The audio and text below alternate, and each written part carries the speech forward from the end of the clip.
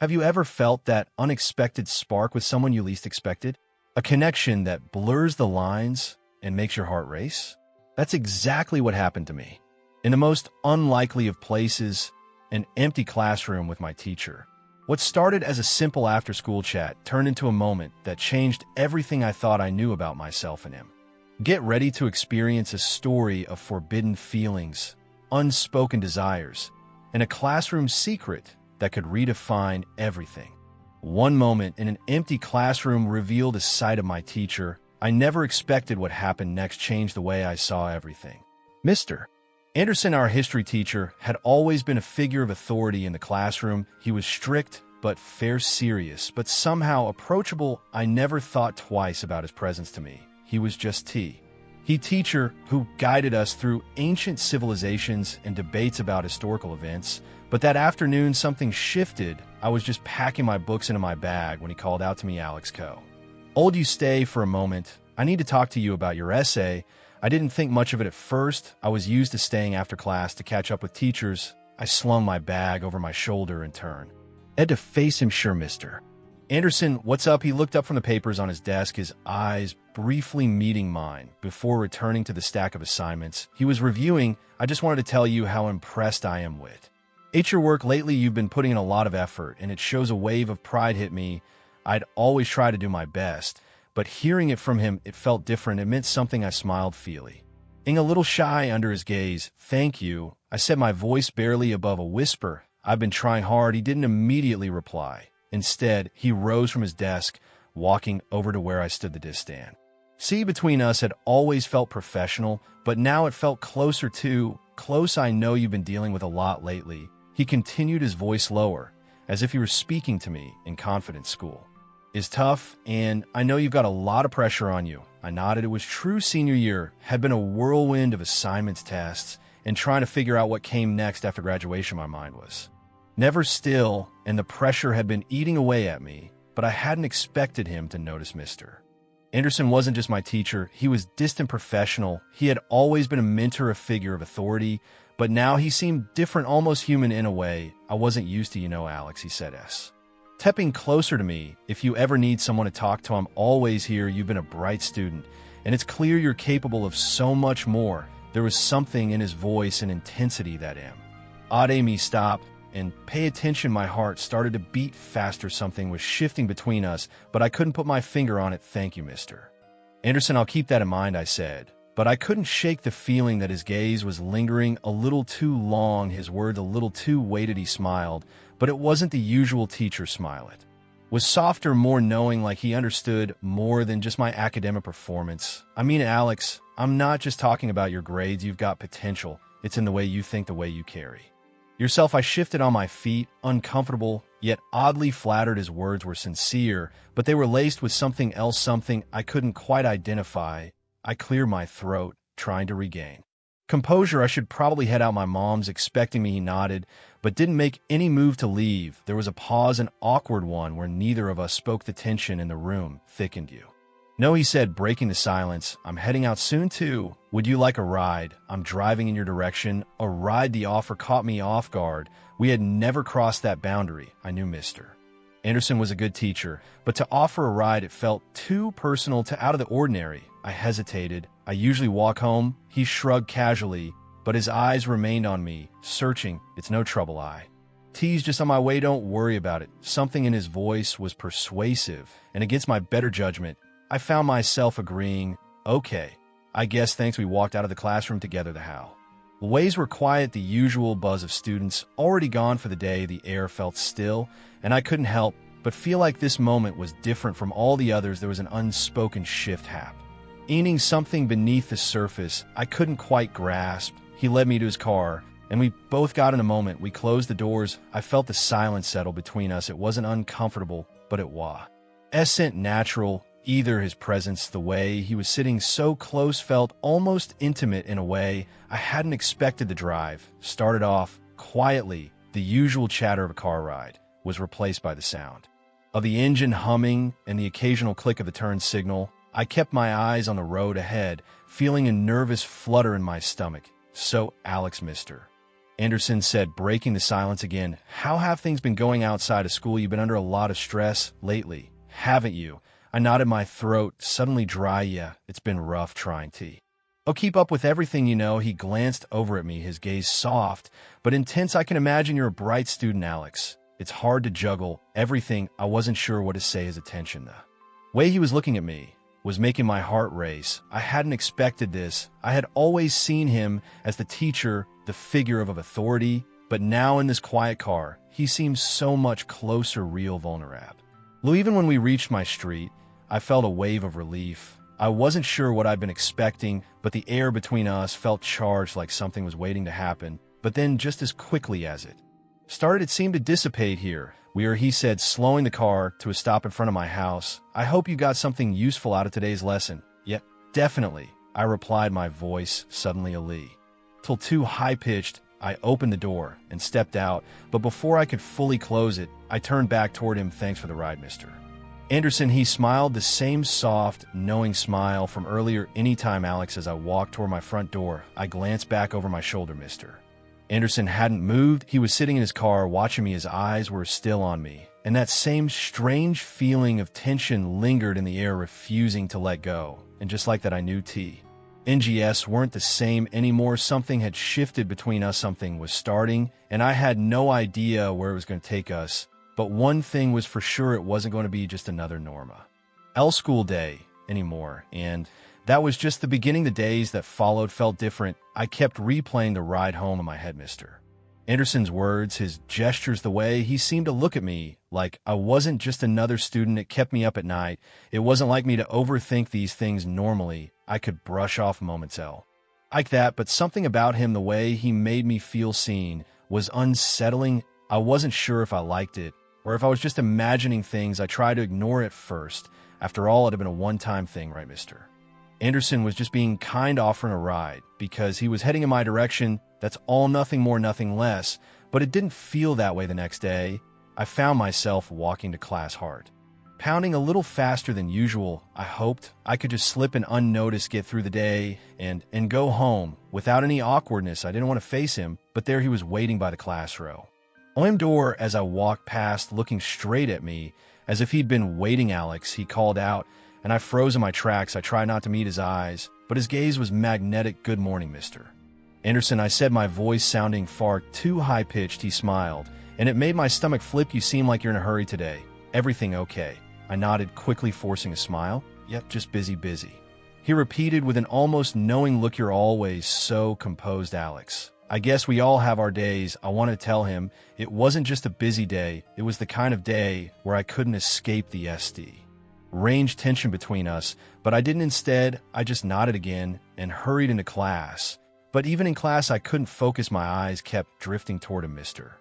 Anderson was at the front of the room, his back to us as he wrote notes on the board, but it was as if I could still feel his presence, feel his gaze lingering on me from the corner of the room. It was distracting. Every time he asked a question or made a joke, I found myself more attuned to his voice, to the way he smiled at me. Every small interaction felt charged, as though something was lurking just beneath the surface. I couldn't shake the feeling that he was looking at me differently, like he was seeing something I wasn't ready to confront. As the bell rang to signal the end of class, Mr. Anderson dismissed everyone, but called me over as the others filtered out. Alex, he said, his voice a little softer. Now, can you stay back for a second? I stopped in my tracks, heart pounding in my chest. Sure, Mr. Anderson, I said, forcing my voice to sound casual. The room emptied, leaving us alone in the quiet space. He sat at his desk, motioning for me to come closer. My legs felt like they were made of lead as I out toward him. You did well in class today, he said, as if he were making small talk, but his eyes were intense, watching me closely. But I noticed he seemed a little distracted. Everything okay? I paused. I didn't want to lie, but I couldn't tell him the truth. I didn't know what the truth was. Was I distracted by his presence? Was it wrong to feel the way I did? I'm fine, I said, though I wasn't entirely convinced by my own words. He studied me for a moment, his gaze steady. Then he sighed. Alex, I've been thinking. I see a lot of potential in you, not just academically. But he paused, his eyes flickering for a second. But in everything you do, the way he said it, the way he paused, just before the words "and everything you do" made my pulse race. It was like he was trying to say something more, but wasn't Sue. If you should, I don't know what you mean," I said, my voice suddenly sounding small. He leaned forward, resting his arms onto the desk. There was a faint smile on his lips, but it wasn't the usual Tiak. Her smile, this one, seemed almost personal. "I think you know exactly what I mean, Alex," he said quietly, his tone low and deliberate. "You've been working hard, and you've always been focused, but lately U.S. distant. Something's changed, hasn't it?" I felt a sudden heat in my chest. It was as though he'd pierced right through me, seen through the walls I'd put up. I couldn't speak for a moment. I felt exposed. Ed vulnerable under his gaze before I could say anything. The door opened. I quickly looked over my shoulder, relieved to see a classmate had returned for something they'd forgotten. "Sorry, Mr. Anderson, I left my notebook," the student said, picking up the forgotten item from the desk. "Go ahead, Mr. Anderson replied, curtly dismissing them. His eyes met mine for a moment before the student left the room. The air seemed to crackle with the tension that hung between us. "I'll see you tomorrow," he said as the student disappeared, his voice a little too soft for comfort. I nodded, quickly, practically running out of the room. As the bell rang, my legs felt shaky, my heart racing in my chest. What was happening? As the day passed, I couldn't stop thinking about that moment, the way he looked at me, the way his voice dropped when he spoke to me. I wasn't used to this kind of attention. I had to talk to him again. I had to get a grip on myself. The next afternoon, I stayed after class again, hoping to talk to him in a more controlled environment. The room was empty, except for me, waiting for him to finish his work. He hadn't yet noticed me at the back of the class row when I walked up to his desk, but when he looked up, there was that same glint in his eyes, as if he had been waiting for me to approach back for more. He asked with a smirk that made my breath hitch. I swallowed hard. I just wanted to finish that assignment, I said, avoiding his eyes. But as I spoke, he moved closer, standing just a few inches from me. I could feel the heat radiating off his body, the proximity making my heart race. "I know you're a dedicated student," he said, quietly, leaning in just enough for his voice to feel intimate. "But I also can. There's more to you than just your grades." I tried to pull away, but there was nowhere to go. The desk behind me kept me from retreating, and I found myself trapped in this space, caught between wanting to run and wanting to stay. His eyes were now fixed on mine, and I could feel the weight of his gaze. "Alex, you're not just a student to me," he said, his voice so low I could barely hear him. "You're someone I care about. I've been watching you for a long time." I wanted to say something, anything to push him away, but the words stuck in my throat. I had never been in this situation before, never felt so unsure of myself. His proximity was overwhelming, and it felt as though I was on the verge of something I wasn't ready for. Then he reached out, his fingers brushing mine in a fleeting touch. The spark that ran through me was electric, and just like that, the tension I had been ignoring for days exploded. The space between us seemed to vanish in an instant. I began, but the words never came. The next few days were a blur. I couldn't focus on anything in class. Every time Mr. Anderson spoke, I felt my heart skip a beat. I knew I shouldn't feel this way. He was my teacher, my mentor, but that moment in the classroom, on the brush of his fingers against mine, everything changed. I couldn't ignore the electricity between us, the way our proximity seemed to spark something deeper. It didn't help that every time I head past him, he gave me that look, half smiling, like he knew something I didn't, like he knew the thoughts that were running wild in my head. It was both thrilling and terrifying. My body responded before I even had the chance to think. One afternoon, I stayed behind after class again. The others had long gone, and the quiet of the classroom felt strangely intimate. I sat at my desk pretending to work on an assignment, but I couldn't concentrate. My thoughts kept drifting to him. What would he say this time? How far would he push? I heard his footsteps behind me, and I felt a flutter in my chest before he even spoke. "Alex," his voice was low, his tone almost like a whisper. "I thought you'd be heading out by now." I looked up, meeting his gaze. There was no going back now, not with the way he was looking at me. Like I was the only thing that mattered in that moment. His eyes were darker today, more intense. The air in the room felt thick, almost suffocating. "I was just finishing up," I said, trying to sound casual. But my voice betrayed me. It was breathless, nervous. "You don't need to pretend with me," he said, stepping closer to my desk. His presence seemed to fill the room, closing the gap between us until there was Nothing left but a mere whisper of space. I swallowed, my pulse quickening. I'm not pretending. He didn't say anything for a moment, but his eyes never left mine. There's something I could. And describe, it wasn't just a teacher's attention anymore. It was something more. His hand brushed against the back of my chair, sending a shiver through me. The air between us felt charged with attention.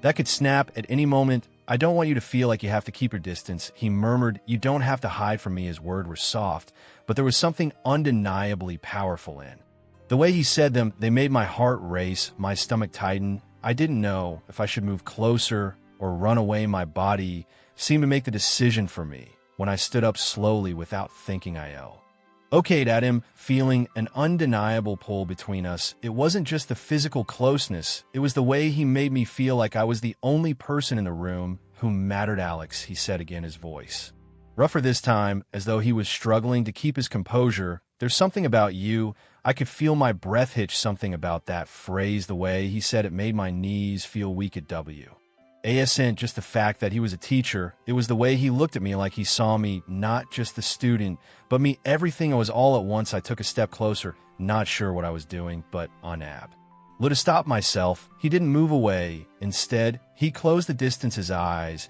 is never leaving mine. His breath was warm against my skin, and I could feel the heat radiating from him. His hand reached up, brushing a strand of hair behind my ear. The simple gesture made my heart race even faster. "You don't know what you do to me," he said, his voice barely above a whisper. I didn't know how to respond. Ing in my body was telling me to step back, but my mind was silly.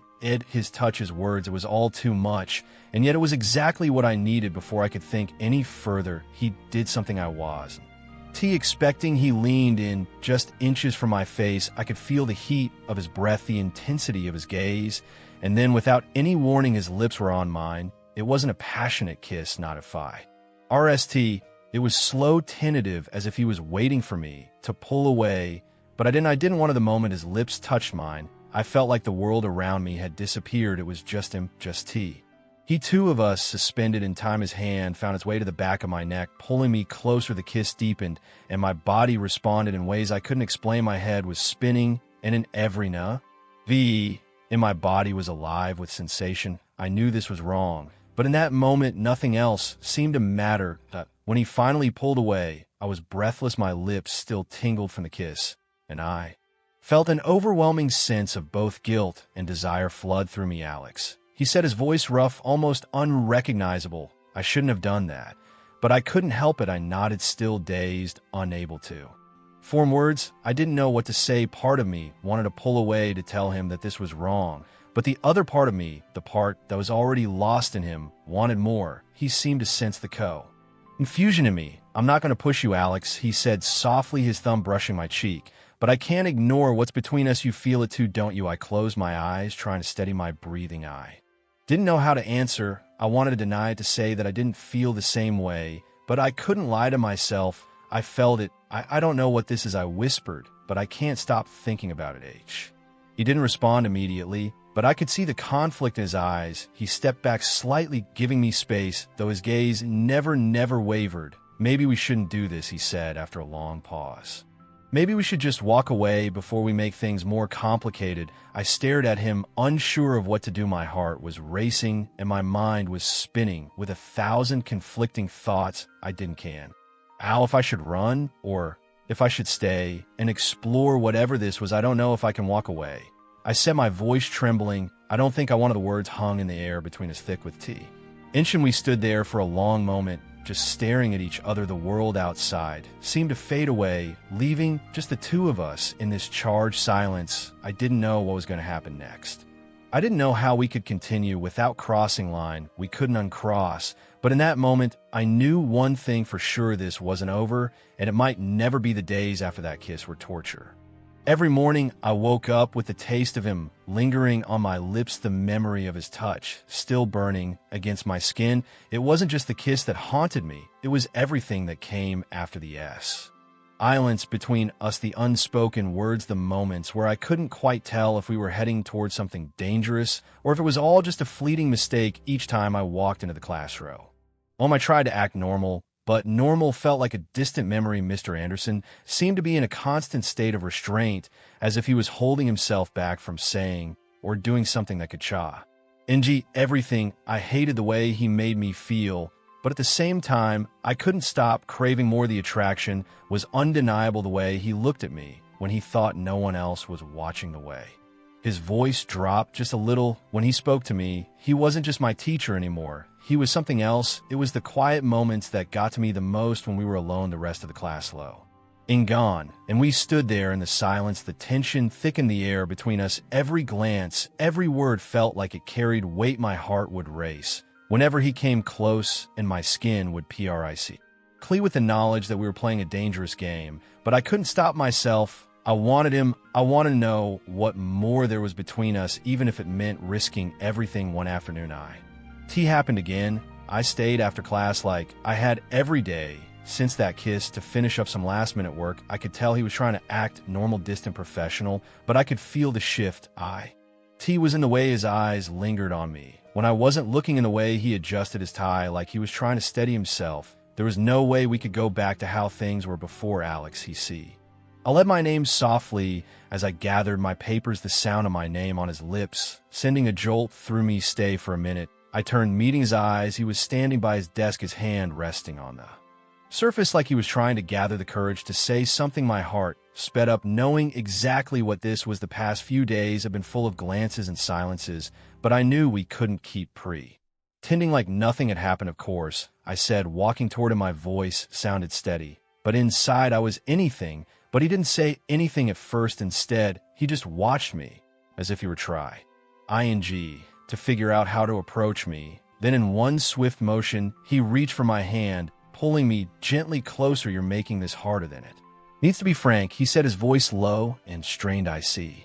And keep pretending like nothing happened between us. My breath caught in my throat, but I didn't pull away. I should have told him that this was wrong, that I needed to leave, but the way he held my hand, the way his fingers tightened just slightly, it made everything feel real, too real. I don't want to pretend, I whisper, my voice barely audible. I don't think I can anymore. He moved close, his other hand coming up to touch my cheek, the warmth of his palm setting a wave of heat through me. I closed my eyes, letting myself feel the intensity of the moment. I never meant to put you in this position, he said, quietly, his thumb brushing over my skin. But I can't ignore this, not anymore. I opened my eyes, looking up at him, my heart pounding in my chest. What are we doing, Mr. Anderson? I asked, my voice shaky. What is this? I don't know, he replied honestly, but I can't walk away from it. I wasn't sure if I was ready to hear the words he was about to say, but I needed to understand what was what it meant for us. He didn't say anything else. Instead, he leaned down, capturing my lips with his, in a kiss that felt different this time. It wasn't tentative or slow like before. It was desperate, urgent, like he couldn't hold back anymore. I kissed him back without hesitation, my hands moving to his chest, pulling him closer, as if I could erase all of the distance that had existed between us. The kiss deepened, and I felt everything around me fade away. There was no classroom, no rules. There was only him and me, and the overwhelming pull between us. He broke the kiss first, his breath coming in chew. It gasped, his forehead rested against mine, as we both tried to regain some semblance of control. I want you, Alex, he said, his voice hoarse. I can't stop thinking about you. His words sent a wave of heat ushing through me. I'd been wanting him too, but hearing him say it, hearing him admit, it was like a confession. I wasn't prepared for. I wanted to say something, but all I could do was look at him, unsure. Where this was leading. I can't do this, I whispered, pulling back slightly. My mind was a blur, torn between what I wanted and what I knew was right. His expression softened, but there was a hint of summit hanging deeper behind his eyes. You don't have to decide now, he said, but I can't promise I'll be able to hold back much longer. Alex, the tension between us was thick, suffocating. I didn't know what to say. I didn't know how to respond. Everything inside of me screamed to pull away, but my body was betraying me. Every inch of me was drawn to him. Every moment with him felt like a burning need I couldn't ignore. But I knew what we were doing was wrong. It was dangerous. And if we didn't stop now, I didn't know how we'd ever get out of it. I need to go, I said, my voice breaking slightly as I stepped back, my body trembling with the weight of the decision I was making. I can't do this. He didn't stop me, As I grabbed my things and hurried to the door, I could hear him call my name softly, but I didn't turn around. I made it out of the classroom, but my legs felt weak, my head spinning with the chaos of everything that had just happened. I didn't know what we had just started, but I knew it was a path I could. It walked back from I couldn't undo what had happened between us. And as I walked down the empty hallway, the weight of that realization settled in. I had crossed a line. There was no going back. I walked out of the classroom in a daze, my steps unsteady, my mind racing with 1,000 thoughts. The moment I had just shared with Mr. Anderson kept replaying in my head, the kiss, the intensity of his touch, the way he had looked at me as though he could see right through my walls. It all felt like a dream, a beautiful, dangerous dream that I couldn't shake, but I knew I had to push it out of my mind to move forward and pretend like nothing had changed. But how could I go back to the way things were when everything between us felt so different now? I made my way home, but even in the quiet my room, I couldn't escape the weight of what had happened. I wanted to forget, but the truth was I didn't want to forget. Part of me had been longing for this, for the connection, for the attention, even if it was wrong. But the other part of me, the part that still remembered the lines that should never be crossed, felt the guilt creeping in reminding me of what I stood to lose. There was no way to go BA. Now no way to UNF would have been felt. Music. End of story. Transition to call to action with upbeat, engaging music. Wow, what a story, right? The tension, the emotions, it's all so intense. If you were captivated by Alex and Mr. Anderson's story, please hit that like button to show your support. Subscribe to LGBT Stories for more emotional, romantic, and sometimes heart-wrenching tales just like this one. And tell me in the comments, what did you think of this unexpected classroom encounter? Have you ever experienced a connection like this? Let's chat in the comments below. Thanks for watching.